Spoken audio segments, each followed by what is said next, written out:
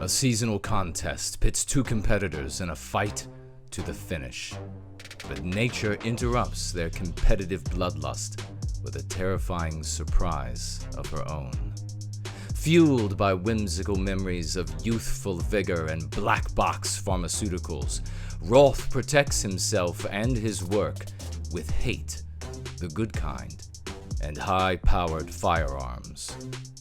His adversary, Lucifer, brings little more to the contest than a spade and dismissive, self-righteous contempt. Residents from several neighborhoods gather. A pharmacist is belittled. An old man's sanity is questioned. Somali immigrants celebrate. A Seminole family's revelation is revealed. And a bloody contest none could have predicted nor seen in their most deranged nightmares unfolds. The neighborhood, nay, the country, will never be the same.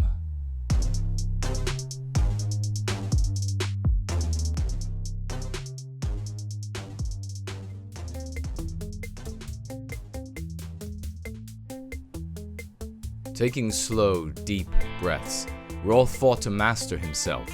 He hated Lucifer with a passion he had for years, yet the appearance of the groundhogs last summer had exacerbated the rivalry, which, in truth, was born of a competition between thumbs. Green thumbs, that is. Each had endeavored to best the other year after year, and as the arms race, or the bowels race continued, so rose the stakes. Roth observed that Lucifer, perched in an Adirondack chair on his porch, watched the unpacking procession with a dismay that bordered on horror as Roth extracted a bandolier from the trunk. He knew Lucifer was a gunophobe, that he had worked tirelessly while in Washington to support the passage of legislation that would disarm victims. Who else can be disarmed but the people who obey the law? Relishing every moment of discomfort he was causing Lucifer, Roth slowly wrapped the bandolier around his chest, making sure the grinning magazines caught the light of the frowning sun. Then, as slowly as he could, he withdrew his shiny tool from the Jag's curvaceous trunk, savoring every inch, watching Lucifer's face darken with desperation as the glistening shaft grew longer and longer, and yes, longer. Slinging the semi-automatic AR-15 over his shoulder, Roth peeked under his overgrown brow at Lucifer, who was now on his feet, knobby knees knocking, pages from his newspaper languidly fluttering from his trembling hand.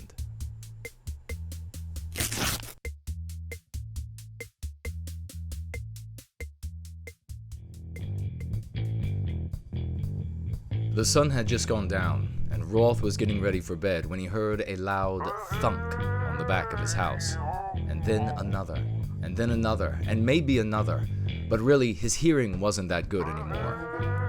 He quickly stumbled toward the back of his house, vehemently cussing the shouts of pain that sprang from every one of his crepitating joints. Losing his balance, he caromed off the hallway wall, loosing pitchers from their moorings like icicles cascading from a gable. Turning a bend, he bounced off an end table, sending a family heirloom crashing to the floor. "I never liked that side of the family," he grumbled, still hustling toward the ruckus. After slamming the banana clip into place with a great metallic click, Roth stuck the barrel of the gun through the window and opened fire. The bright muzzle flash lit up the whole backyard like a bright muzzle flash. In a nearby neighborhood, Somali immigrants cheered the discordant crackle of fully automatic gunfire. Just like home. Unpublished reviews. Nothing can keep this magnificent story from becoming a #1 New York Times bestseller. Its author gave the paper's editor-in-chief an offer he couldn't refuse. New York Times. I laughed so hard, I wet my Huggies. Active, over 50. Beaux esprits won't nictitate while imbibing this Dionysian tale, but they may horripilate. The author must be immune to exorodespotism or azagophrenia to have poetized such a mordant tale. Abstruse, hippopotamonstros, sesquipedalian, quarterly.